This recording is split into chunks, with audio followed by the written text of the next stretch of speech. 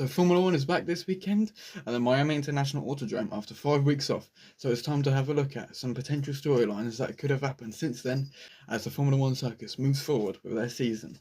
How much exactly will Ferrari and McLaren have closed up? Obviously to Mercedes there with the gap. As you can see by my attire, I do quite like Oscar Piastri, so I'm hoping that McLaren would have a bit. Very encouraging with their podiums, both McLaren and Ferrari, in the recent from the first 3 races of the year, but they have not been properly challenging them yet. So it's time to see, if they've actually learnt anything about themselves then. Sprints are very short and snappy and means you can only have one practice session. We obviously have that in Miami as well as Montreal later this month. So yeah, the teams won't have a proper race weekend until, well, Barcelona really. So yeah, it's going to be quite fascinating to see how they get on because it could be very chaotic, and because of that some mixed up results and grids and stuff like that, which would be fun. But if it's in your favour or not, well, we'll see about that.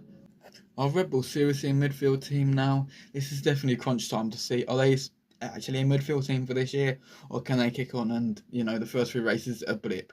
This is obviously a big decision time for Max Verstappen as well, because obviously this is the crossover point for him being 1 year now as an official father.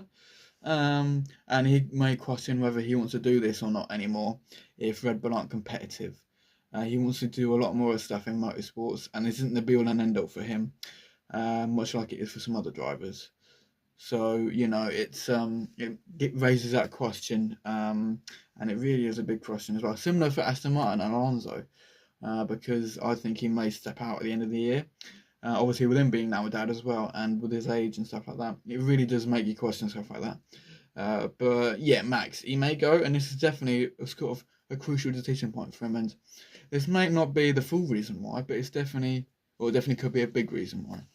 Have the two newest manufacturers to the world of Formula One made any gains? Obviously, Audi and Cadillac. They've been struggling a bit, although Audi have had their first points in Melbourne with Gabriel Bortoleto. But yeah, it'll be really interesting to see how they actually figured out anything else, and especially Cadillac, if they close the gap as well. Similar with Aston Martin as well, but they just seem really messed up at the minute, do Aston.